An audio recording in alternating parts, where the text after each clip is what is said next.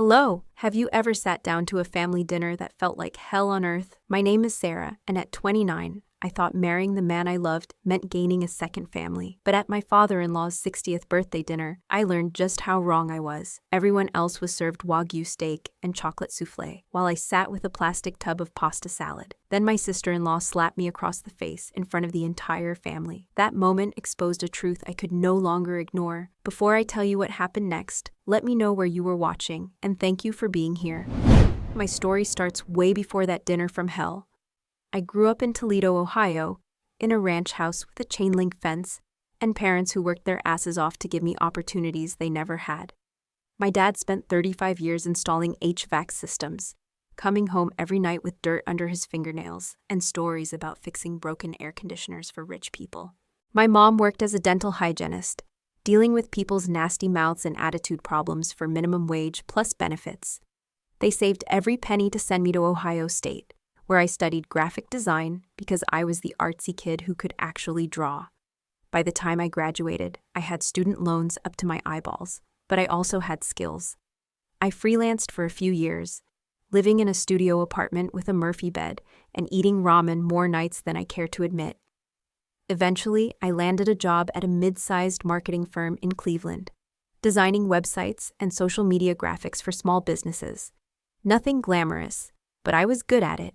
And more importantly, I was independent. I had my own car, a used Honda Civic that I bought with my own money, and a one-bedroom apartment with actual furniture instead of milk crates and folding chairs. I met Jake at a company retreat in Chicago 18 months ago. His software development firm was partnering with our marketing agency for some client project, and there he was at the hotel bar, looking lost while trying to figure out the TV remote. He was cute in that nerdy way. Messy brown hair, glasses he kept pushing up his nose, and this shy smile that made me want to rescue him from his obvious social anxiety. "Need help with that?" I asked, sliding onto the bar stool next to him. "God, yes," he laughed. "I can code in 7 programming languages, but apparently hotel remotes are beyond my skill set." We ended up talking until the bar closed. Jake was from California, but not the laid-back surfer California you see in movies. He grew up in Silicon Valley, where his dad Robert had built a successful tech company from scratch back in the 90s. His mom Linda used to model before she married Robert and became what Jake called a professional socialite. His older sister Madison worked in marketing for a startup in San Francisco, married to a guy named Kevin who did something in venture capital. Despite coming from money, Jake seemed different. He was humble about his privilege, funny in a self-deprecating way, and genuinely interested in my work. When he asked me to dance at the retreat's final night party, I said yes, even though I'm terrible at dancing. We swayed awkwardly to some generic pop song, while he told me jokes that made me laugh until my sides hurt. Long distance sucked, but we made it work. Jake would fly to Cleveland every other weekend, or I'd visit him in his ridiculously expensive San Francisco apartment with floor-to-ceiling windows overlooking the bay. After 6 months of airport goodbyes and FaceTime calls, he asked me to move in with him. I quit my job, packed my Honda, and drove across the country to start a new life. That's when I met the family. Jake had shown me photos, but seeing them in person was different. Robert was tall and silver-haired, wearing the kind of casual clothes that probably cost more than my monthly rent. He had this way of asking questions that felt like a job interview disguised as small talk. "So Sarah, what's your 5-year plan? Where do you see yourself professionally?" Like we were at a board meeting instead of a family barbecue. Linda was stunning in that preserved way that expensive skincare and regular Botox can achieve. She air-kissed me hello without actually making contact, then spent the entire afternoon telling me about their recent trip to Tuscany, while subtly correcting my grammar and pronunciation. When I mentioned growing up in Ohio, she got this look like I'd admitted to being raised by wolves. But Madison was the real piece of work. She was everything I wasn't. Tall where I'm average height, blonde where I'm brunette, polished where I'm, well, not. She worked at some trendy startup that I'd never heard of, wore designer clothes that looked effortless, but probably required a team of stylists, and had this way of smiling that never reached her eyes. "Sarah," she exclaimed when Jake introduced us, pulling me into a hug that felt like being embraced by a perfume mannequin. "I've heard so much about you. Jake's been hiding you from us." Throughout that first dinner, Madison peppered me with questions that felt designed to highlight our differences. Where did I go to school? What did my parents do? Did I grow up in a house or an apartment? Each answer seemed to confirm something in her mind, though she maintained that bright, fake smile the entire time. "Ohio State. How nice," she said when I mentioned my alma mater. "I went to Stanford myself. Such different experiences, I'm sure." The worst part was how she kept bringing up Jake's ex-girlfriend Brittany. "Remember Brittany's graduation from Harvard Law?" she'd say to Jake. "Such a beautiful ceremony. Mom still has photos from that weekend." Or, "Brittany and I had lunch last month. She's doing so well at that firm downtown. Such an impressive career trajectory." Jake seemed oblivious to the undercurrents. When I brought it up later, he just shrugged. "Madison's always been protective of me. She'll warm up once she gets to know you better." Spoiler alert, she did not warm up. Over the next year, Madison perfected the art of exclusion disguised as oversight. When Jake and I got engaged, Madison organized a family celebration dinner and forgot to ask about my dietary restrictions. I spent the evening picking at a salad, while everyone else enjoyed the 5-course meal from Jake's favorite restaurant. When they planned a family vacation to their lake house in Tahoe, Madison booked flights for everyone, but somehow my ticket got lost in the system. I ended up driving 12 hours alone, while the rest of the family flew together on Robert's private jet. The Christmas gift exchange was particularly brutal. Everyone opened expensive, thoughtful presents, while I unwrapped a generic world's best sister-in-law mug that still had the Walmart price tag on the bottom. Madison acted shocked when she realized the disparity. "Oh my gosh, I'm so sorry. I've been so busy with work. I must have grabbed the wrong gift." But her eyes were laughing the entire time. Jake's response was always the same. "Madison's just particular about how she does things. Don't take it personally." But how could I not take it personally when it was clearly designed to be personal? The breaking point started 3 weeks before Robert's 60th birthday. Madison announced she was hosting a family dinner at her house, not just immediate family, but aunts, uncles, and cousins I'd never met. "It's going to be elegant," she told Jake during a family video call. "I've hired a private chef, gotten flowers from that place Mom likes, the whole 9 yards. I offered to help with planning or decorating."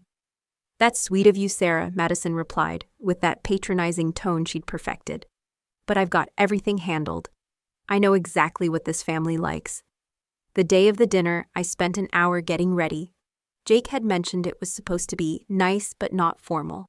So I wore a black wrap dress that I'd bought for job interviews. Conservative, professional, appropriate.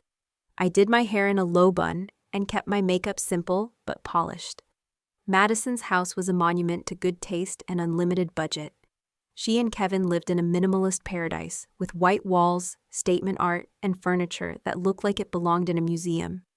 Fresh white orchids decorated every surface, and candles flickered in expensive-looking holders throughout the main floor. "Sarah, you made it," Madison greeted us at the door, looking stunning in a silk dress that probably cost more than my car payment. She hugged Jake warmly, holding him just a beat too long while telling him how handsome he looked. When she turned to me, her smile cooled by several degrees. "That's a nice dress," she said, in the tone people use when they're trying to be polite about something they find deeply unfortunate. The dining room was set like something from a magazine. Crystal glasses, real silver, plates that probably cost more individually than most people spend on entire dinner sets. Place cards written in elegant calligraphy marked each seat around the massive table that could easily fit 12 people. I searched for my name among the carefully arranged cards. Jake was seated between his parents. Madison had placed herself across from him, with Kevin on her other side. Various relatives filled the remaining spots in what was clearly a carefully orchestrated seating chart designed to facilitate conversation between people who actually mattered. My card was nowhere to be found. "Jake," I whispered. "I don't see my place card," he frowned, scanning the table. "That's weird. Madison," he called across the room. "Where's Sarah sitting?" Madison glided over, her expression perfectly serene. "Oh, I'm so sorry, there must have been a miscommunication. The table was designed for family, and I counted based on our usual numbers." She said it like it was a simple math error, not a deliberate exclusion. "Can we add another place setting?" Jake asked. Well, the chef has prepared exact portions for each guest. Madison's voice trailed off apologetically. But I suppose Sarah could share with you. Share, like I was a child who hadn't earned her own plate. Jake pulled over a chair from the side table, squeezing it in beside his own spot. The unmatched chair looked ridiculous next to the perfectly coordinated table setting, and I felt ridiculous sitting in it. I had no charger plate, no full set of silverware, no crystal glasses. Just Jake's extras pushed partially in my direction. Dinner service began with the kind of choreographed precision you see in high-end restaurants. Servers appeared from the kitchen carrying identical plates of seared scallops with some kind of foam I couldn't identify. Each guest received their appetizer with practiced efficiency. Except me. I sat watching everyone else examine their perfectly plated food while my spot remained empty. When Jake noticed, he started to cut one of his scallops in half. "Don't worry about it," I said quietly, not wanting to make a scene. The second course was butternut squash soup with truffle oil and microgreens. Again, everyone received a serving except me. This time, I didn't even bother to point it out. Madison caught my eye from across the table and shrugged slightly, as if to say, "What can you do?" By the time the main course arrived, I was prepared for the pattern to continue. Servers emerged carrying plates of what looked like the most beautiful ribeye steaks I'd ever seen, cooked to perfection and accompanied by roasted vegetables and some kind of potato dish that probably had a French name I couldn't pronounce. One by one, each family member received their dinner. The aroma was incredible, and appreciative murmurs rippled around the table as everyone admired their meals. Then a server approached my chair and set down a plate containing what appeared to be pasta salad. Not warm, not fresh, just cold pasta salad like you'd find at a grocery store deli counter. It looked like something someone had thrown together as an afterthought, which I was beginning to realize was exactly what it was. The contrast between my sad little plate and the elaborate meal surrounding me was impossible to ignore. Jake's Uncle Tom, who I'd just met that evening, looked confused. "Sarah, did you request something different?" he asked innocently. Before I could answer, Madison jumped in. "I know Sarah's particular about her food. I thought she'd prefer something lighter." Her tone was saccharine, like she was doing me a favor.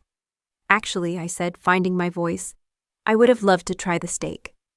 Madison's smile tightened almost imperceptibly. The steaks were quite expensive, Japanese A5 Wagyu. I ordered based on what I know people enjoy. The implication was clear.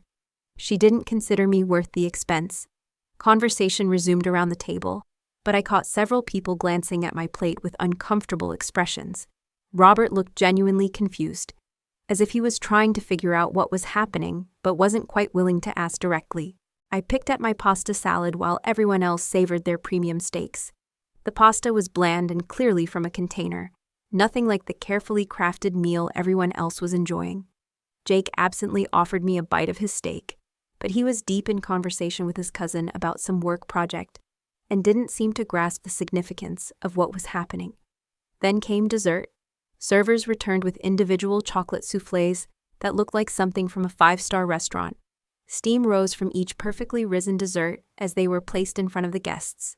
The presentation was flawless, the kind of dessert that gets photographed for Instagram. I waited for my serving, but it never came. I sat watching 8 people enjoy their elegant desserts, while my spot remained empty once again. Not even a mint or a cookie, just the bare table in front of me. That's when something inside me finally snapped. "Madison," I said, my voice cutting through the dinner conversation, "I need to ask you something." The table gradually fell quiet as people realized I was speaking. Madison set down her spoon and looked at me with an expression of polite inquiry. Why am I the only person at this table who hasn't received the same meal as everyone else? Madison's smile remained fixed, but her knuckles whitened around her dessert spoon. "I'm not sure what you mean, Sarah. I planned this dinner very carefully." "You planned a dinner where everyone except me got an appetizer, soup, steak, and dessert. I got pasta salad, from a grocery store container." Several people shifted uncomfortably in their seats. Jake put his hand on my arm. "Sarah, don't do this here." "Don't do what?" I turned to look at him. "Don't point out that your sister has deliberately excluded me from this family dinner? Don't mention that I'm apparently not worth the same food as everyone else." "You're being dramatic," Madison said, her voice still honey-sweet, but with an edge I'd never heard before. "I made accommodations for your Preferences. What preferences? I asked. When did you ask me what I preferred? When did anyone ask me anything about this dinner? The silence stretched uncomfortably. Robert cleared his throat like he was about to say something, but Linda shot him a warning look. This is hardly appropriate dinner conversation, Madison said, standing up from her chair. Perhaps we should discuss this privately. No, I said, standing up as well. I think this is exactly the right time and place to discuss it. In front of all the family you keep telling me I'm not really part of. Madison's mask finally started to slip. You're embarrassing yourself, Sarah. And you're ruining Dad's birthday dinner. I'm embarrassing myself? I laughed. But there was no humor in it. Madison, for the past year, you've treated me like an unwanted guest in my own husband's family. You've excluded me from trips, forgotten to include me in plans, and now you're literally serving me different food like I'm some kind of second-class citizen. And somehow I'm the one who should be embarrassed? I think you should sit down, Madison said, moving around the table toward me. I think you should explain why you've spent 18 months trying to make me feel like I don't belong here. Madison was close to me now, her voice dropping to a harsh whisper. Because you don't belong here, Sarah. You're from Ohio. Your parents install air conditioners and clean teeth. You went to a state school and work at some nobody marketing firm. Jake deserves better than someone who's just going to drag him down to her level. The words hit me like a physical blow, but they also did something else. They crystallized everything I'd been feeling, but couldn't quite name. This wasn't about food or seating arrangements or forgotten invitations. This was about class warfare, and Madison had been fighting it from day one. Drag him down, I repeated. I have a college degree, a career, and I've never asked Jake or anyone in this family for a penny. What exactly am I dragging him down from? This. Madison gestured around the elegant dining room. Standards, quality, the kind of life he grew up with and deserves to maintain. Madison, stop! Jake finally found his voice, but it was too little, too late. No, Jake, she needs to understand. Madison's composure was completely gone now, replaced by a viciousness I'd never seen before. This family has a certain caliber. We associate with certain kinds of people. We maintain certain standards. Your little girlfriend here might be sweet, but she's never going to be one of us. She's not my girlfriend, Jake said quietly. She's my wife. For now, Madison shot back. But how long do you think that's going to last when she realizes she'll never really fit in? When she gets tired of always being the odd one out. That's when I realized Madison wasn't just trying to exclude me. She was actively working to sabotage my marriage. Every slight, every exclusion, every comparison to Brittany had been part of a campaign to make me so miserable I'd leave on my own. You know what, Madison, I said, my voice surprisingly steady despite the rage coursing through me. You're right. I don't fit in here. I don't understand how people can be so cruel while acting so polite. I don't understand how you can treat someone like garbage and then act like they're the problem for noticing. And I don't understand how you can care more about someone's zip code than their character. Don't lecture me about character, Madison snarled. You're nothing but a gold digger who got lucky. A gold digger? I laughed. Madison, I moved across the country and left my career for Jake. I've asked this family for nothing except basic human decency, which apparently is too much to expect. You moved here because you saw an opportunity, Madison continued. A rich tech guy who could give you a lifestyle you'd never afford on your own. But the novelty is going to wear off, and Jake's going to realize what everyone else already knows, which is that you're not good enough for him. The words hung in the air like poison. Around the table, 8 family members sat frozen, watching this confrontation unfold. Some looked uncomfortable, others seemed fascinated by the drama, but nobody, not Robert, not Linda, not even Jake, stepped in to defend me. That's when Madison made her fatal mistake. Maybe it's time for you to leave, she said, reaching out to grab my arm, before you embarrass yourself any further. Don't touch me, I warned, pulling away from her. But Madison wasn't done. She grabbed my arm harder, her manicured nails digging into my skin. I said it's time for you to go. Get your hands off me, I said, jerking away from her grip. Madison's face twisted with fury. She raised her hand and slapped me across the face. The sound echoed through the dining room like a gunshot. For a moment, nobody moved. Nobody breathed. The only sound was the gentle classical music still playing from Madison's hidden speakers, creating a surreal soundtrack to what had just happened. My cheek burned where Madison had hit me. I could feel everyone staring, could sense their shock and discomfort. But more than anything, I felt something I hadn't expected: clarity. Madison had just shown everyone exactly who she really was. I looked around the table at Jake's family. Robert's mouth was hanging open. Linda had gone pale beneath her perfect makeup. Kevin looked mortified. And Jake? Jake was staring at his sister like he'd never seen her before. "Did you just hit me?" I asked quietly. Madison seemed to realize what she'd done. Her hand dropped to her side, and for the first time all evening she looked uncertain. You were being hysterical." "I was being hysterical?" I touched my cheek, feeling the heat from her handprint. "Madison, you just assaulted me because I had the audacity to ask why I wasn't served the same dinner as everyone else." "Madison, what the hell?" Jake finally stood up, his chair scraping against the hardwood floor. "She was making a scene," Madison protested. "She was ruining everything." "She was ruining everything?" Jake's voice was rising. "Madison, you served my wife pasta salad while everyone else got steak. And then you hit her when she called you out on it. What the hell is wrong with you?" "I was protecting this family," Madison shouted back. "Someone had to say what everyone was thinking." "What everyone was thinking?" Robert finally found his voice. "Madison, what you just did was completely unacceptable." "Dad, you know I'm right about her." "No," Robert said firmly. "I know you just hit a guest in our home. I know you've been deliberately cruel to Jake's wife for reasons I don't understand. And I know I should have put a stop to this behavior a long time ago." Linda, who had been silent through the entire confrontation, suddenly spoke up. "Sarah, I am so sorry. Madison's behavior tonight has been inexcusable." Madison looked around the table, seeming to realize that the room had turned against her. "Are you all serious right now? You're taking her side?" "There are no sides here," Kevin said quietly. "There's just right and wrong, and what you just did was wrong." I looked at Jake, waiting to see how he would handle this moment. This was his test. Would he continue to enable his sister's behavior, or would he finally stand up for his wife? "Madison," Jake said, his voice cold in a way I'd never heard before. "You need to apologize to Sarah right now."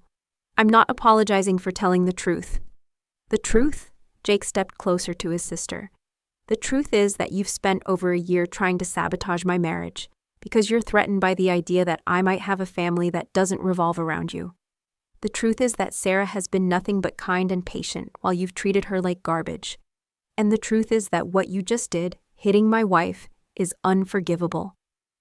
Madison's eyes filled with tears, but they looked more like tears of rage than remorse. "Jake, you don't understand." "I understand perfectly," Jake cut her off. "I understand that I've been a coward for not standing up to you sooner. I understand that I've let you treat the person I love most in the world like she doesn't matter. And I understand that if you can't find a way to genuinely apologize and change your behavior, you're going to lose your brother." The silence that followed was deafening. Madison looked around the table one more time, searching for allies, but found none. Even Linda, who had always seemed to favor Madison, was looking at her daughter with disappointment and shame. Finally, Madison turned to me. Her face was streaked with mascara, and her perfectly styled hair was starting to come undone. "I'm sorry," she said, but the words sounded forced and hollow. "Sorry for what?" I asked. Madison's jaw tightened. "I'm sorry for hitting you. And for the dinner thing." It wasn't a real apology, and we both knew it. But something had fundamentally shifted in that room. Madison's mask had slipped completely, and everyone had seen the ugliness underneath.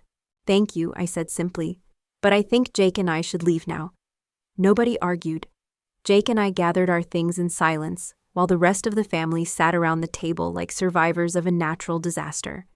As we reached the front door, Robert caught up with us.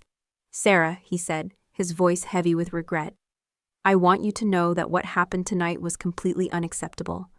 Madison's behavior has been unacceptable for months, and I should have addressed it sooner." "Thank you for saying that," I replied. "This family owes you a real apology," Robert continued. "Not the non-apology Madison just gave, but a real acknowledgement of how badly we've failed you. If you're willing to give us another chance, I'd like to start by taking you and Jake out to dinner this week. Just the four of us. You, Jake, Linda, and me. Let us show you that we can do better." I looked at Jake, who nodded encouragingly. "I'd like that," I said. The drive home was quiet for the first few miles. Jake gripped the steering wheel tightly, his jaw clenched with suppressed anger. "I am so fucking sorry," he finally said. "For what specifically?" "For everything. For not standing up to Madison sooner, for making excuses for her behavior, for letting her treat you like that for over a year." His voice cracked slightly. "For not protecting you. You did stand up to her tonight. Too little, too late." Jake pulled over to the side of the road and turned to face me. In the dim light from the street lamp, I could see tears in his eyes. "Sarah, I was raised to keep the peace, to avoid confrontation, to let Madison have her way because it was easier than dealing with her tantrums. But watching her hit you tonight, seeing the look on your face, I realized I've been letting her abuse my wife to avoid inconveniencing myself." I reached over and took his hand. "Jake, tonight was awful, but it was also necessary. Madison's behavior escalated to the point where everyone could see what was really happening. Your family finally understands what I've been dealing with. Do you forgive me?" he asked quietly. "I forgive you for being slow to see what was happening," I said. "But Jake, this can't happen again. If we're going to make this marriage work, you have to be willing to put us first, even when it's uncomfortable." "I will," he promised. "I swear to God, I will never let anyone treat you like that again." Over the next few days, my phone was constantly buzzing with calls and texts from various family members. Kevin called to apologize for Madison's behavior and to let me know he was having some serious conversations with his wife. Robert followed through on his promise and took Jake and me to dinner at a quiet restaurant, where he and Linda both apologized sincerely for Madison's treatment of me and their own failure to address it. "I've been thinking about this situation," Robert said over dessert. "And I realize that Madison's behavior reminds me of how I acted when Linda and I were first married." Linda looked surprised. "What do you mean?" "I was threatened by anyone who might take attention away from me," Robert explained.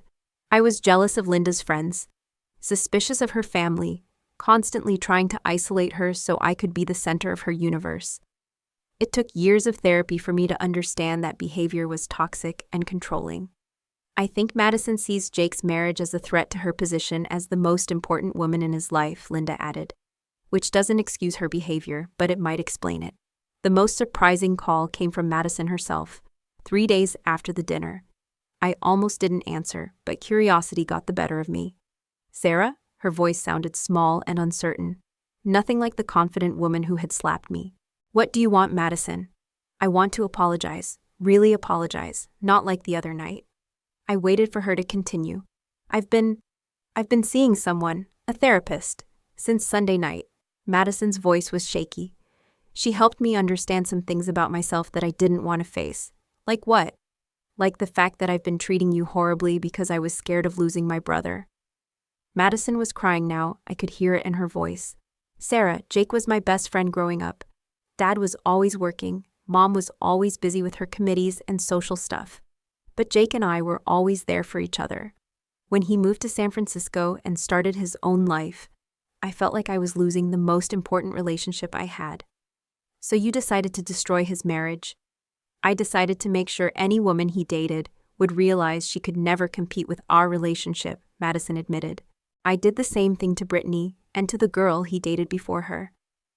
I convinced myself I was protecting him, but really I was just protecting myself from feeling abandoned." I didn't know what to say. Her honesty was unexpected, and part of me appreciated her willingness to examine her own behavior.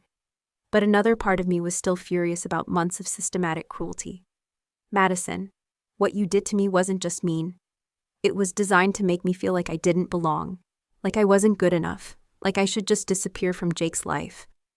That kind of psychological warfare can destroy a person's self-esteem." "I know," she whispered, "and I'm horrified by who I became. Sarah, I don't expect you to forgive me right away, or maybe ever, but I want you to know that I'm committed to changing. I'm going to therapy twice a week, and I'm going to figure out how to be the kind of sister-in-law you deserve." "What about Jake?" "I called him yesterday. We talked for 3 hours. He told me that if I couldn't learn to genuinely accept and respect you, he was prepared to cut contact with me entirely. Madison's voice broke completely. I can't lose my brother, Sarah. He's the most important person in my life, and I almost destroyed our relationship because I was too selfish and scared to share him. Over the following months, Madison did seem to make genuine efforts to change. She invited Jake and me to dinner at her house and cooked the meal herself. The same meal for everyone. She asked about my work and actually listened to the answers. She stopped mentioning Brittany entirely. When Jake's birthday came around, she coordinated with me to plan a surprise party instead of excluding me from the planning. It wasn't perfect, and it wasn't immediate. There were still awkward moments and occasional slips into old patterns, but Madison seemed genuinely committed to rebuilding our relationship on a foundation of mutual respect, rather than territorial warfare. The real test came 6 months later when Jake and I announced that I was pregnant. I watched Madison's face carefully when we shared the news at Sunday family dinner, looking for any sign of the old resentment or jealousy. Instead, she burst into tears and hugged both of us. "I'm going to be an aunt," she said, her voice filled with wonder. "I'm going to be the best aunt in the world." And you know what? I believed her. That pregnancy announcement dinner was everything the birthday disaster hadn't been. Madison had prepared my favorite meal, chicken parmesan that she'd learned to make specifically for me. She asked about my cravings and made sure I felt comfortable and included in every conversation. When it came time for dessert, she brought out a chocolate cake she'd made from scratch with "Congratulations, Mom and Dad," written in elegant script across the top. As I sat there, surrounded by Jake's family, eating the same meal as everyone else and feeling genuinely welcomed for the first time in our relationship, I reflected on how much had changed.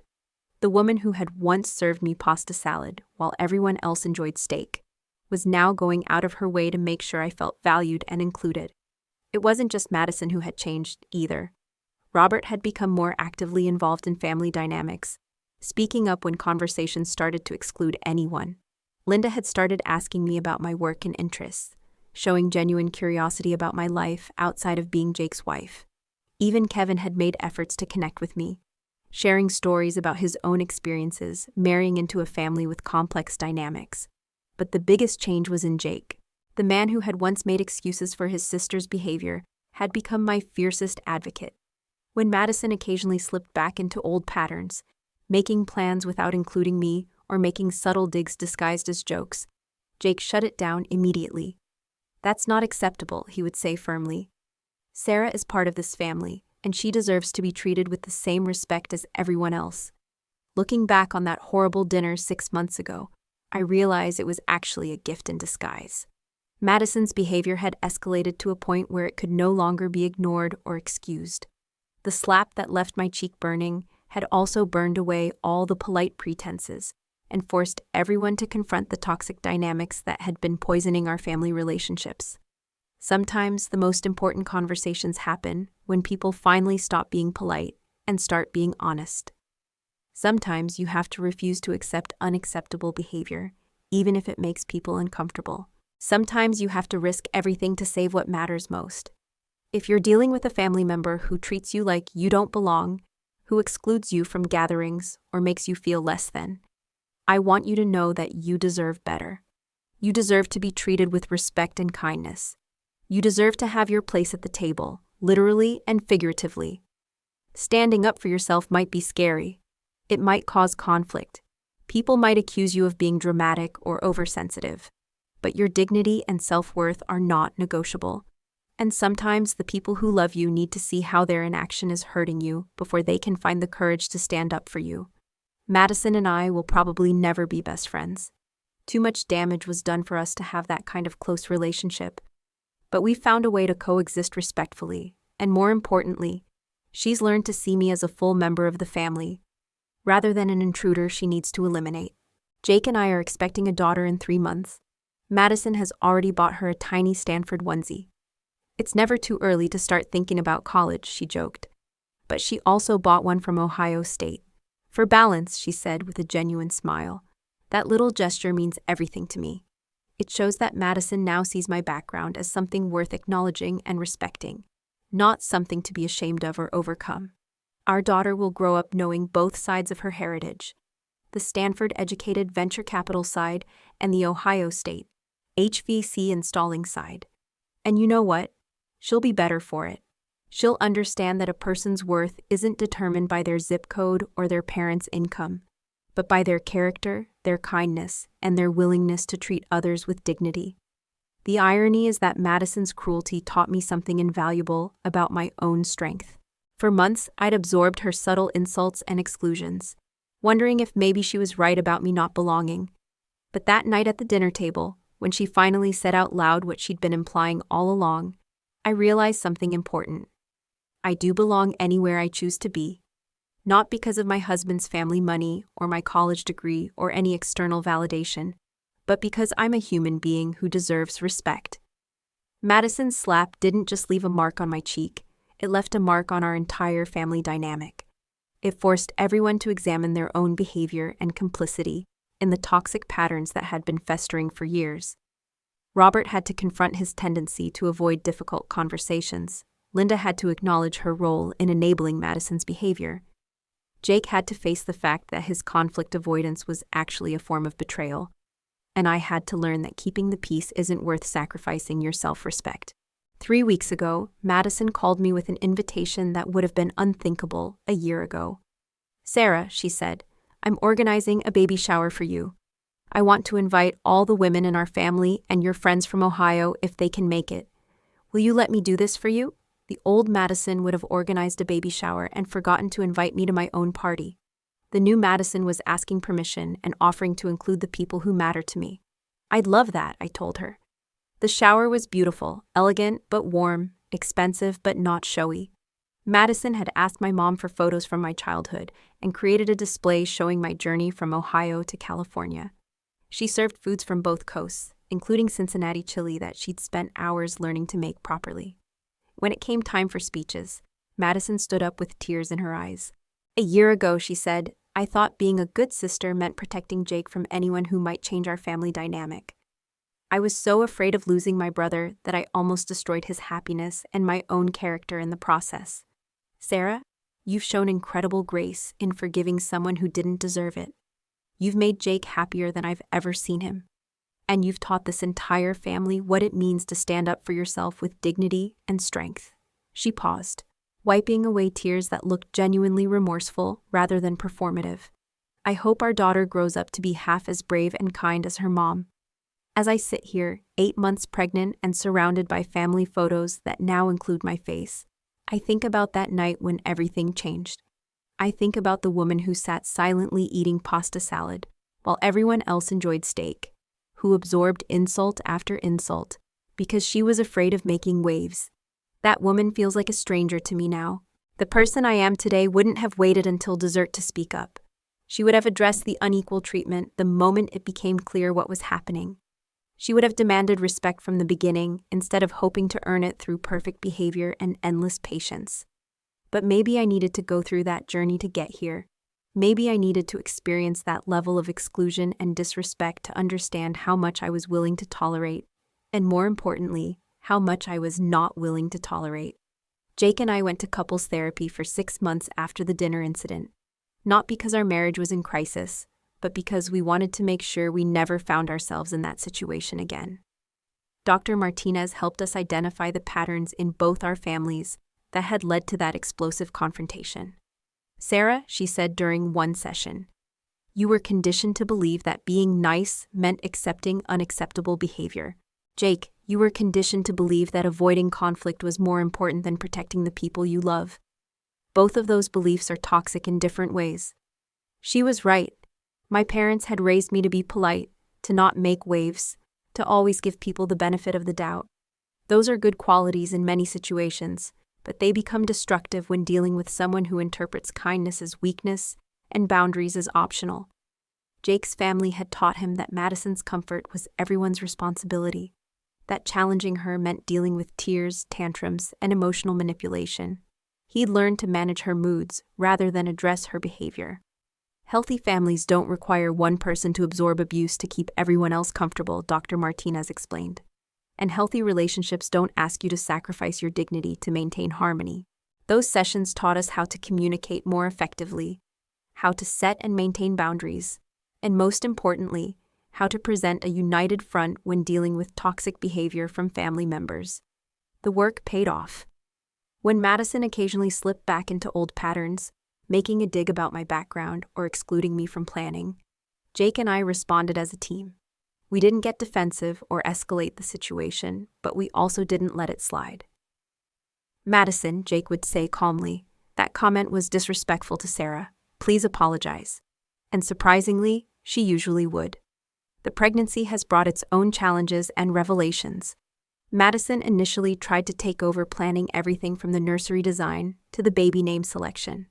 But when Jake and I gently but firmly established that we would be making our own decisions, she backed off without the dramatic meltdown we'd expected. "I'm still learning how to be supportive without being controlling," she admitted during a recent family dinner. "It's harder than I thought it would be." That admission meant more to me than any grand gesture could have. It showed self-awareness and a genuine commitment to change. Robert has also stepped up in ways I never expected. He calls Jake regularly now, not just about business, but to check on our well-being and excitement about becoming grandparents. He started asking me about my freelance design work and has even referred a couple of clients to me. "I realized I spent 30 years letting your mother-in-law manage all the emotional relationships in our family," he told me recently. "I was so focused on providing financially that I forgot to provide emotionally. I don't want to make that mistake with my granddaughter." Linda has been the biggest surprise. The woman who once seemed cold and judgmental has become genuinely warm and supportive. She calls to check on my pregnancy symptoms, shares stories about her own experiences as a new mother, and has started talking about traditions she wants to share with her granddaughter. "I think I was threatened by you initially," she admitted, during a recent shopping trip for baby clothes. "Not because of anything you did, but because you represented change. Our family had operated the same way for so long, and change felt scary. I'm ashamed of how long it took me to realize that change could be beautiful." The family dynamic has shifted completely. Sunday dinners at Robert and Linda's house now include genuine conversation where everyone participates. Madison asks about my work and actually listens to the answers. Linda shares stories from her modeling days that reveal a sense of humor I never knew she had. Robert tells dad jokes that are so bad they're actually funny. Jake and I host dinners at our apartment now too, something that never would have happened before. Madison helps me cook, and we've discovered we both have strong opinions about the proper way to make marinara sauce. Kevin and Jake bond over obscure sci-fi movies. Linda brings dessert and insists on doing the dishes afterward. It feels like a real family now, not a performance or a power struggle. Last week, Madison asked if she could throw me a baby moon weekend before the baby arrives. "I want to take you somewhere relaxing where we can just talk and get to know each other better," she said. "I feel like we never had the chance to become friends because I was too busy being awful to you. We're planning a weekend at a spa in Napa Valley. Just the two of us, no husbands, no family drama.